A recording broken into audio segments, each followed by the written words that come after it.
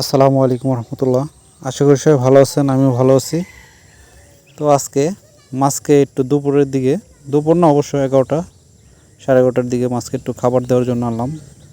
তো এতদিন আমরা ফিড দেইনি, আজকে প্রথম ফিড দিতেছি 0 ফিট। আপনারা জানেন মাছ কিছুদিন আগে ছাড়লাম, তো মোটামুটি 0 ফিট নিয়ে আসছি। এখন 0 ফিট খাওয়ার জন্য উপযোগী পোনা, এবং পর্যায়ক্রমে যদি বৃদ্ধি হয় আলহামদুলিল্লাহ তখন আবার আমরা বড় ফিড দেব, ডোবা ফিড দেব।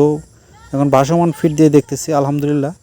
তো মোটামুটি পুঁটি মাছ, তেলাপিয়া মাছ, এই ধরনের মাছগুলো ভালো ফিড খাচ্ছে এবং আল্লাহর রহমতে, এবং খুবই অল্প দিনে মাছগুলো 3 সপ্তাহের ভিতরে মাছগুলো মোটামুটি বোঝা যেতেছে, কারণ অনেক ছোটো ছাড়ছিলাম।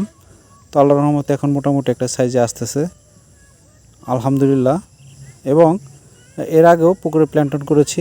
তো আল্লাহর রহমতে সবাই দোয়া করবেন যাতে আমার খামার এবং এগ্রো নিয়ে আমি এগিয়ে যেতে পারি ইনশাআল্লাহ। আসসালামু আলাইকুম ওয়া রাহমাতুল্লাহি ওয়া বারাকাতুহু।